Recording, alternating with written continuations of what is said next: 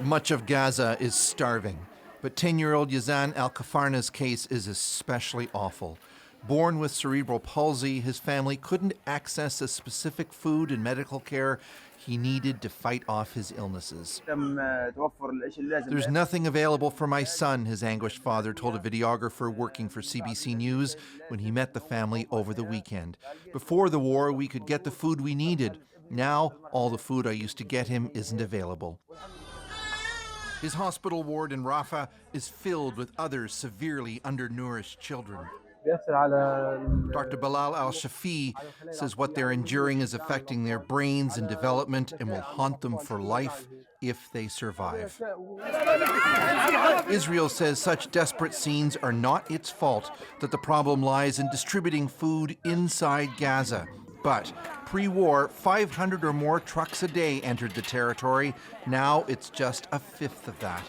Humanitarian groups make the damning allegation that starvation is part of a deliberate Israeli policy. To us, this is definitely a matter of collective punishment of the people of Palestine for what has happened on October 7th. People are drinking toilet water, they're eating wild plants, they're using animal fodder to make bread.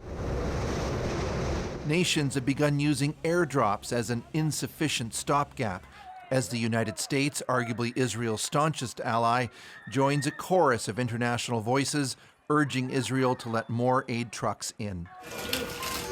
At the Kamal Adwan Hospital in northern Gaza, there isn't enough food to feed even the tiniest patients. 15 children have died there in recent days, according to the Gaza Health Ministry.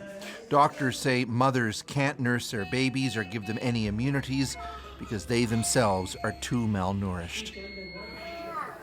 On Monday morning came word that Yazan had died. Oxfam is predicting there will be mass deaths from starvation in Gaza very soon. This is devastating. I understand the U.S. is pushing to open more land crossings, maybe a maritime route in for aid? Well, it's preliminary, but yes, the State Department wouldn't say where ships, for example, might dock in Gaza or how the transportation would work.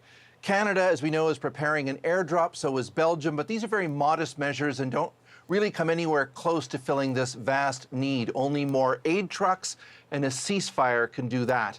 White House officials are quoted today as saying opposition from some members of Israel's cabinet is a big part of what's slowing things down.